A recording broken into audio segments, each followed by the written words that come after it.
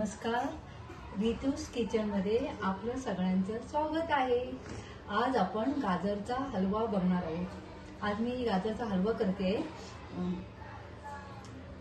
मी गाजर 1 किलो गाजर किसलेला आहे, 1 वाटी साखर, अर्धी वाटी मिल्क पावडर, काजू बदामचे तुकडे आणि तूप आणि 1 वाटी दूध आहे, ते मी नंतर घालणार आहे, त्यावेळी दाखवते तुम्हाला।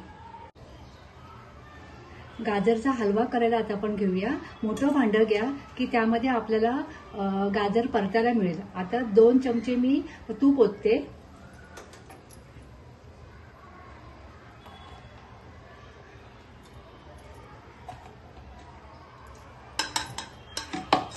तूप सगळीकडे पसरून घ्या, कारण का माहिती आहे, सगळीकडे पसरल्यामुळे ना गाजरचा हलवा आपल्याला म्हणजे कुठे चिकटणार नाही आपल्या कढईला वगैरे।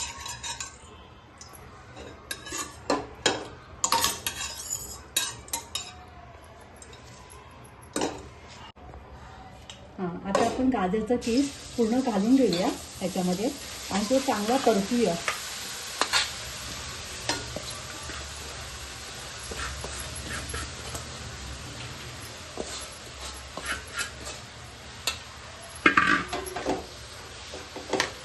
गाजराला कसं पाणी सुटतं ना, म्हणून आपण आधी गाजर परतून घेऊया।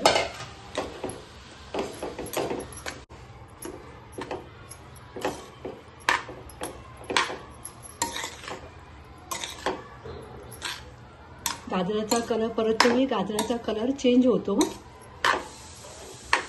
आता फिकट गुलाबी रंग येईल, अबोली कलर येईल फिकट। आता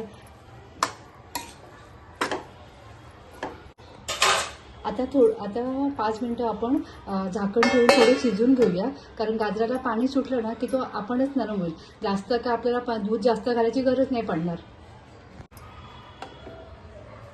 मी आता झाकण काढलंय, मध्ये मध्ये ना 5-5 मिनिटांनी तुम्ही तो चेक करत राहा, कुठे म्हणजे पाणी कुठे गाजराला सुटतं ना, त्याच्यामुळे बारीक गॅस करायचा आणि चेक करायचा। आता परत मी ठेवते, असं 5-6 वेळा तुम्ही करा, कारण आपण त्यावेळी कारण गाजर ना नरम होतो त्या।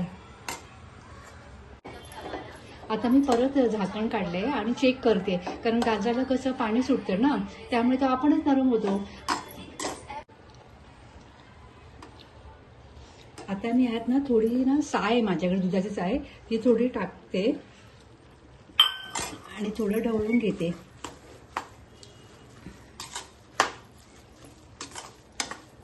आणि थोडी मी मिल्क पावडर आता टाकते, बाकीची मिल्क पावडर मी नंतर टाकणार आहे। आता थोडी टाकून घेते, अर्धी, आणि अर्धी नंतर टाकते मी।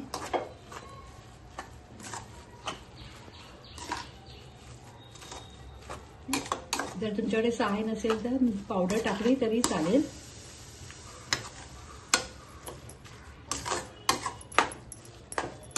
आता कलरही चेंज झाला आहे आणि थोडंसं ना हात लावून बघायचं की नरम झालाय का। आता बऱ्यापैकी नरम झाला आहे।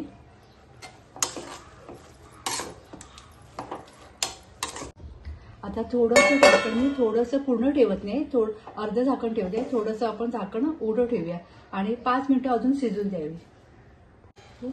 आता आपण 1 कप दूध ओतूया, दूध ओतून ढवळून घेऊया आणि 2 मिनिटं परत शिजायला ठेवूया आपण। आणि थोडं जरा हे होऊ दे पाणी, आणि नंतर मग त्यात आपण साखर टाकूया। दूध नाही, फक्त 1च कप मी दूध ओतलंय।